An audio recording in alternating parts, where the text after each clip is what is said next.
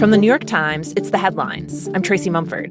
Today's Thursday, September 25th. Here's what we're covering.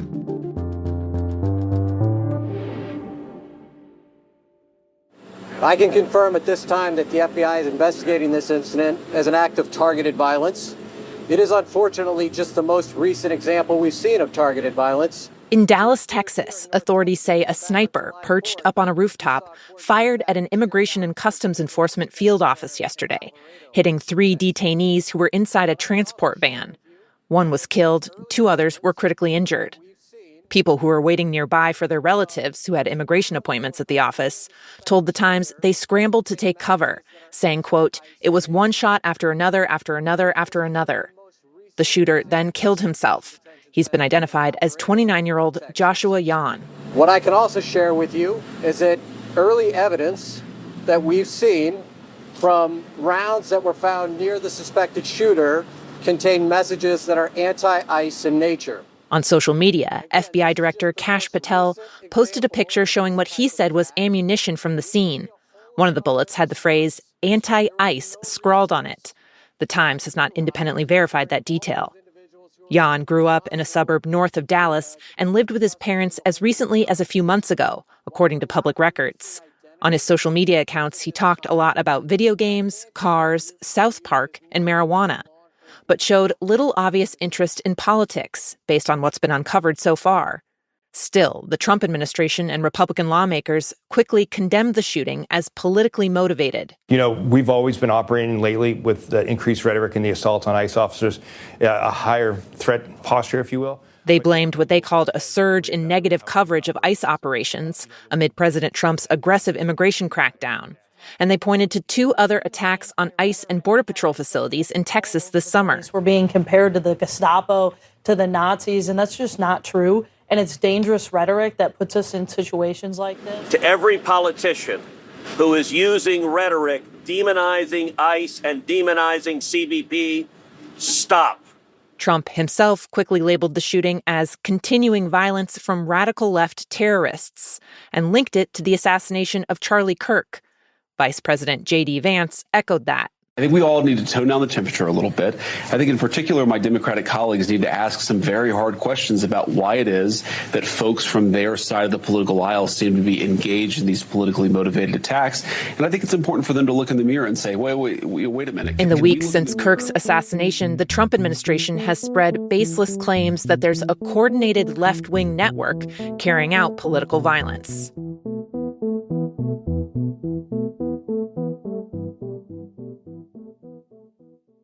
The Times has learned that ahead of a potential government shutdown next week, the White House has ordered federal agencies to prepare for possible mass layoffs.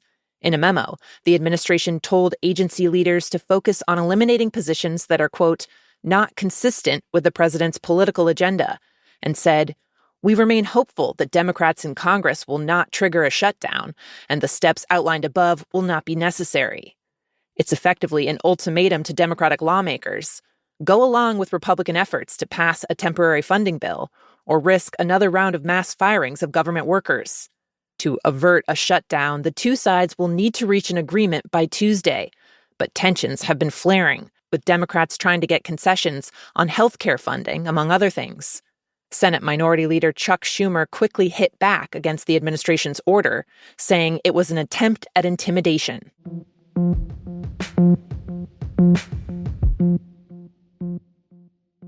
At the United Nations on Wednesday,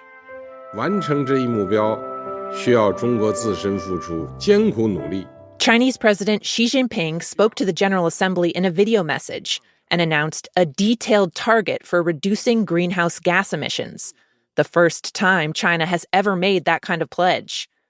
The announcement is particularly significant because China is the world's biggest polluter. Xi promised that by 2035, China would cut carbon emissions and other pollution by at least 7 to 10% and boost its use of renewable energy. The country's already made major investments on that front. It makes more solar panels, wind turbines, and electric cars than any other country. China's pledge comes as the Trump administration has all but abandoned American efforts to invest in green energy and fight climate change, including promising to pull out of the landmark Paris Agreement to limit global warming that nearly every other country has signed. Would you like to see other countries follow the United States' lead and also withdraw from Paris?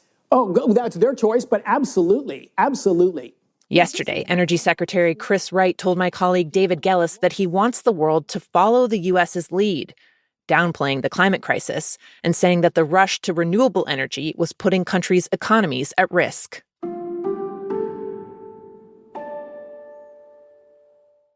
The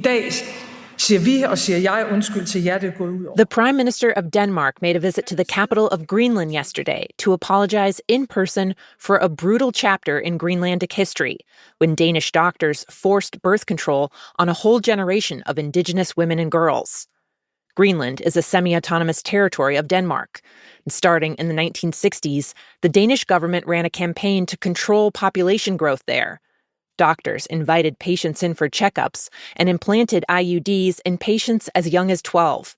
In a lot of cases, they weren't told what was being done and only found out years later when the women started having health complications. Some were left infertile. Even after Denmark granted Greenland more autonomy, the Greenlandic government continued the birth control campaign into the 1990s. It remained largely undiscussed until a few years ago when some older women stepped forward to share what had happened to them. At the ceremony, which was attended by many of the women who lived through it, Denmark's prime minister said, quote, "I know I cannot take away your pain or give back what you lost, but I hope it can stand as recognition that what you went through was wrong." Afterwards, she walked down a long line of survivors, hugging each one, some of whom were sobbing. But for some, the apology is too little, too late. Critics called it a transparent effort by Denmark to shore up relations with Greenland, ever since President Trump said the U.S. should take over the island. One Greenlandic social media influencer said, "They're so afraid that we will become independent or a state under the United States." And she said Greenland would have had far more people if Danish doctors hadn't interfered, saying, quote, "I would have had so many more cousins. I would have been so much richer in family."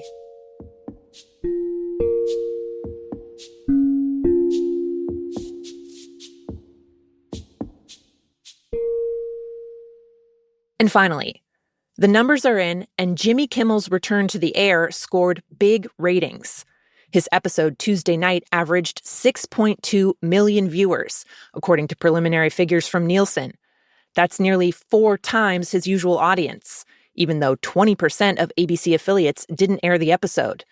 At least 15 million more people watched it online. It was Kimmel's first night back after his comments about the man accused of killing Charlie Kirk set off a controversy that engulfed ABC, Disney, and the FCC, sparking a tense national debate over free speech. While late night used to be a big draw, pulling in numbers in the 6 million range now is rare. Kimmel himself gave a little nod to the ratings situation in his monologue, playing President Trump's criticism of him. He's a whack job, but he had no talent, and more importantly than talent, he had no ratings. Well,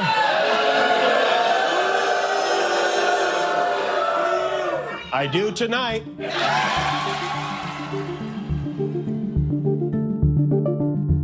Those are the headlines. Today on The Daily, the question of whether the U.S. military's recent strikes on boats the president claims were smuggling drugs from Venezuela are legal. You can listen to that in the New York Times app or wherever you get your podcasts. I'm Tracy Mumford. We'll be back tomorrow with the latest and the Friday News Quiz.